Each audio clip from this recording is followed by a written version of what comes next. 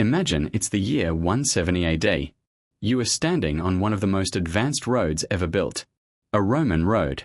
The empire stretches farther than the eye can imagine. Merchants travel safely. Messages move quickly. Legions patrol the frontiers. Everything appears stable.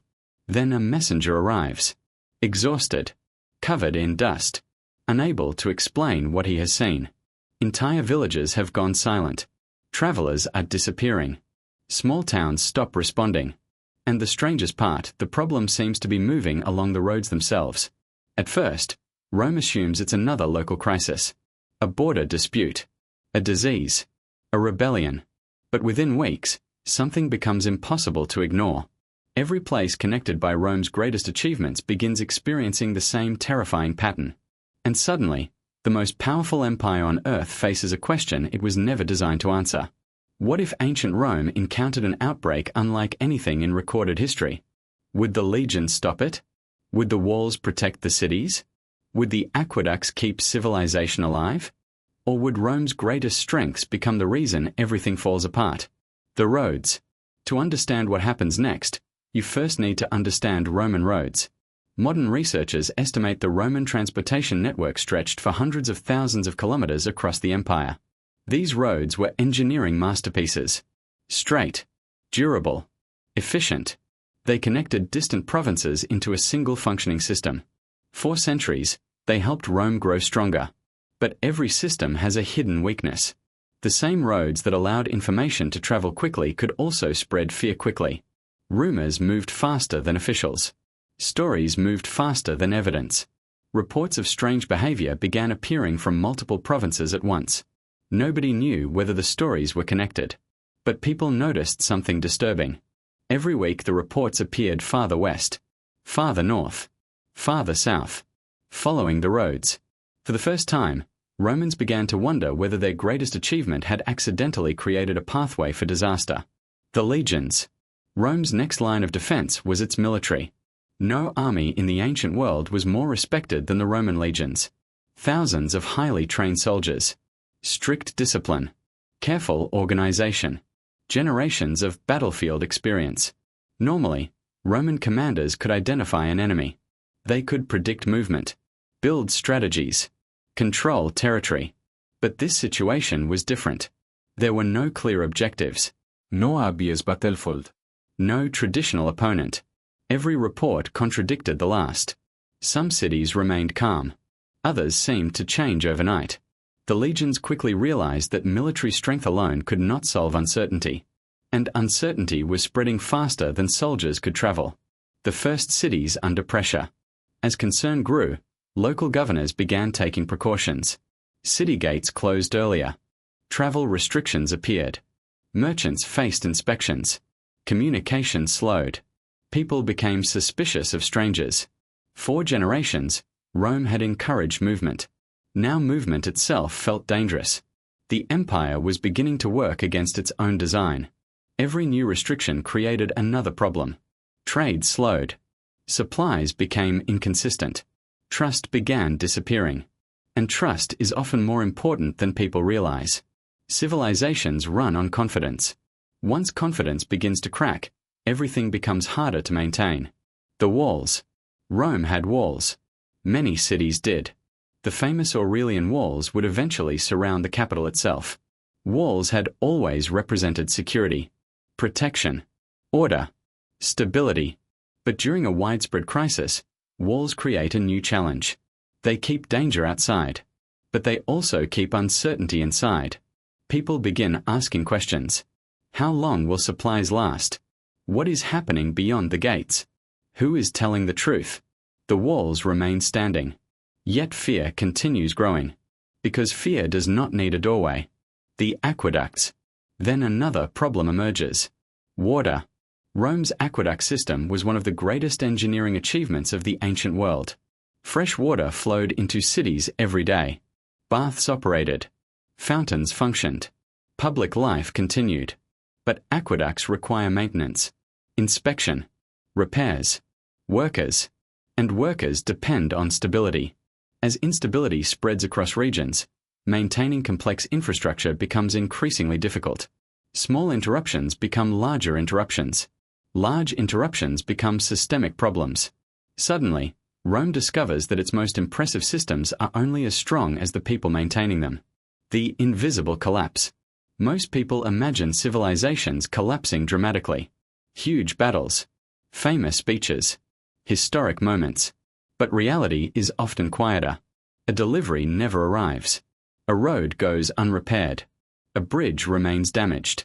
A message gets delayed. One problem becomes two. Two become 20. 20 become hundreds. The real danger is not one event. The real danger is losing the ability to coordinate. And Rome depended on coordination more than almost any civilization before it. Its roads, its military, its water systems, its administration. Everything relied on connection. If connection failed, the entire structure became vulnerable. The final phase. Historians still debate many reasons behind Rome's eventual decline. Economic pressure, political instability, military challenges, administrative complexity. But in this hypothetical scenario, the story becomes much simpler. Rome does not lose because it lacks strength. Rome loses because its strengths become liabilities. The roads spread uncertainty. The legions become overstretched. The walls isolate communities. The aqueducts become difficult to maintain. The empire slowly finds itself trapped inside the very systems that once made it powerful. And that may be the most fascinating lesson of all. The greatest threats to civilizations are not always external. Sometimes they emerge from the hidden vulnerabilities inside the systems we trust the most. Rome built roads to connect people, walls to protect people, aqueducts to sustain people, legions to defend people. For centuries, those systems created one of history's greatest civilizations. But if an impossible outbreak ever appeared in ancient Rome, those same systems might have transformed from strengths into weaknesses. And somewhere along those endless Roman roads, the empire may have realized too late that the thing it feared most was not the crisis itself. But the most fascinating part of this story is that ancient Rome may have left us clues about something remarkably similar. Not walking corpses, not fictional creatures, but what happens when an empire becomes too interconnected to absorb repeated shocks. Archaeologists have spent decades studying the final centuries of Roman power. What they found is surprisingly consistent. The collapse was rarely sudden. Instead, it appeared first in the small details. A road that stopped receiving maintenance. A military outpost that was abandoned. A bridge that was never repaired.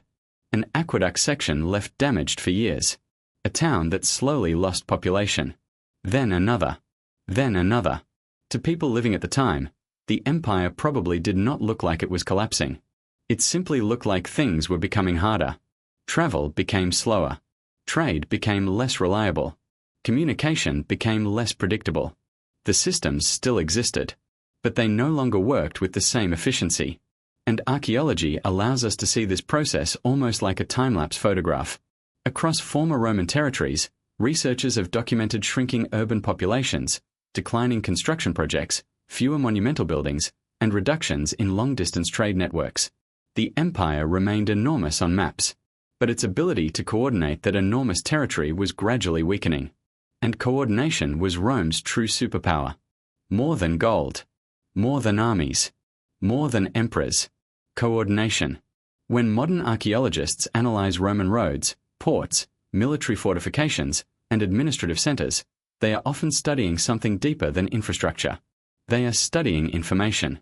They are studying how quickly news could travel, how quickly supplies could move, how quickly help could arrive, and perhaps most importantly, how quickly problems could spread. Because every network has two sides. The side that distributes prosperity, and the side that distributes crisis. The larger the network becomes, the more powerful both effects become. That is why some historians compare the Roman world to a primitive version of globalization. Goods traveled farther than ever before. Ideas moved faster than ever before. People became more connected than ever before. But connections create dependencies. And dependencies create vulnerabilities. A disruption in one region could eventually affect another region hundreds of miles away. A local problem could become a regional problem. A regional problem could become an imperial problem. This pattern appears repeatedly in the archaeological record. not as one catastrophic event, but as a chain reaction. And chain reactions are exactly what make our hypothetical outbreak so interesting. Because Rome's greatest achievement was never simply its military. It was its ability to connect millions of people across enormous distances. The same roads that carried grain from Egypt. The same ports that connected North Africa. The same administrative systems that coordinated distant provinces. The same aqueducts that supplied growing cities. All of them depended on one thing: stability. Remove stability, and suddenly every system begins demanding more resources than it returns. That is when civilizations enter dangerous territory. Not when they stop functioning, but when they become increasingly difficult to sustain. Archaeological evidence from late antiquity suggests this process unfolded across generations. Some cities shrank. Others disappeared entirely. Trade routes contracted.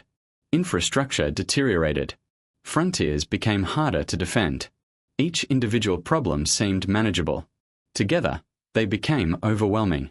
And perhaps that is the most unsettling part of this entire thought experiment. If a mysterious outbreak had appeared in ancient Rome, the greatest danger would not have been the outbreak itself. It would have been the pressure placed upon the systems that held the empire together. Because history shows that civilizations rarely collapse when one thing goes wrong. They collapse when too many essential systems begin failing at the same time. And when archaeologists uncover Roman roads buried beneath modern fields, or trace the remains of forgotten aqueducts across the countryside, or excavate once crowded cities that gradually emptied, they are uncovering the physical evidence of a civilization struggling to maintain the complexity that once made it extraordinary. Rome built one of the most connected worlds humanity had ever seen. For centuries, that connection created prosperity, security, trade, innovation, and power. But every connection comes with a cost. The more connected a civilization becomes, the more vulnerable it becomes to disruption. And standing on a quiet Roman road today, looking at stones that once carried soldiers, merchants, governors, pilgrims, and messengers across an empire, it becomes difficult not to wonder. If something impossible had truly appeared on those roads, would Rome have defeated it? Or would the empire have discovered the same lesson archaeologists continue uncovering nearly 2,000 years later? Sometimes the strongest civilizations are not destroyed by their weaknesses. Sometimes they are destroyed by the hidden fragility of their greatest strengths.